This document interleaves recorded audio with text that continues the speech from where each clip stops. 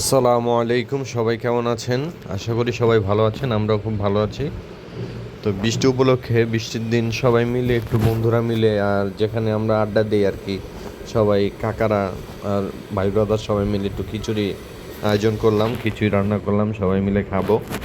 এই তো এটাই, সবাই মিলে খাবো আর একটু বৃষ্টি উপলক্ষে আর কি খাওয়া দাওয়া আর কি, এই আর কি সবাই মিলে খেলাম একসাথে, ভালোই লাগলো অনেকদিন পর।